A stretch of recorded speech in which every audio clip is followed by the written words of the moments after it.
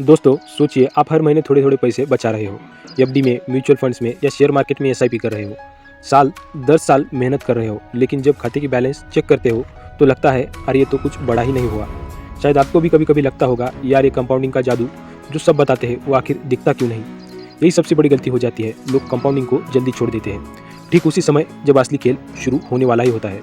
आज मैं आपको बताने वाला हूँ कि आखिर कंपाउंडिंग इतनी धीमी क्यों लगती है और कैसे एक जादुई फार्मूला जो 7531 रूल है आपकी पूरी ज़िंदगी बदल सकता है।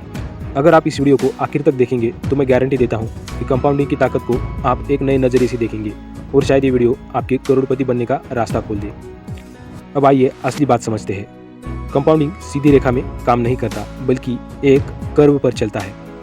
शुरुआती सालों में जब आप एसआईपी या इन्वेस्टमेंट करते हो तो रिटर्न्स बहुत छोटे लगते हैं। मान लीजिए आपने 10,000 हर महीने इन्वेस्ट करना शुरू किया। पहले साल के बाद आपको लगता है कि बस इतना ही, लेकिन कंपाउंडिंग ऐसे ही जैसे एक बर्फ का गोला, स्नोबॉल शुरू में छोटा सा होता है, पर जैसे जैसे वो लुढ़कता जाता है उसमें और बर्फ चिपकती जाती है और वो बहुत बड़ा बन जाता है।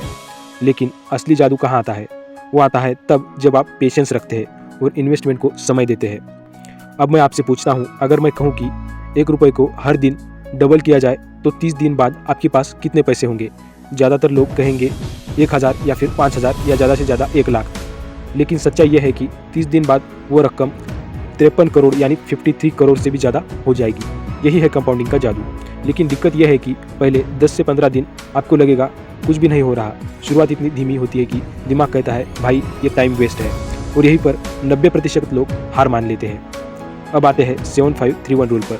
यह रूल असल में कंपाउंडिंग को समझने का सबसे आसान और प्रैक्टिकल तरीका है। 7 साल लगते हैं इन्वेस्टमेंट को आपके लिए नोटिसेबल बनने में।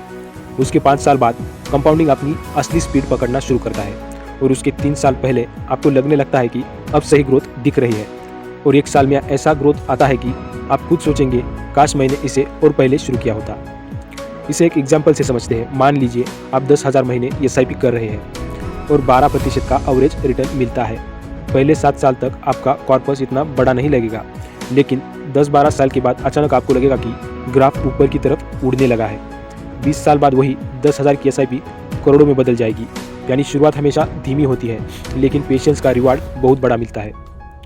सोचिए, अगर रतन टाटा या वॉरेन बफेट ने भी कंपाउंडिंग को बीच में छोड़ दिया होता तो क्या वो आज इतने अमीर होते?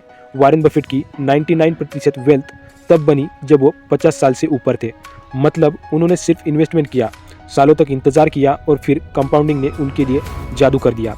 तो सवाल यह नहीं है कि कंपाउंडिंग काम करता है या नहीं, सवाल यह है कि आप उसे कितना समय दे सकते हो। कंपाउंडिंग में आपको जल्दी जल्दी पैसे निकालने की आदत छोड़नी होगी। यह एक स्लो कुकर रेसिपी है, फास्ट फूड नहीं। जितना ज़्यादा टाइम देंगे उतना ज़्यादा एक्सपोनेंशियली ग्रोथ होगी। अगर आप सोचते हैं कि मुझे जल्दी अमीर बनना है तो कंपाउंडिंग आपके लिए नहीं है। कंपाउंडिंग उन लोगों के लिए है जो समझते हैं धीरे धीरे ही सही पर बड़ा बनना है, क्योंकि अगर आप इन्वेस्टमेंट को बीच में छोड़ दोगे तो आप कंपाउंडिंग की सबसे मीठी फल, स्वीट स्पॉट कभी चख ही नहीं पाओगे। कंपाउंडिंग को अपने लिए काम पर कैसे लगाएं?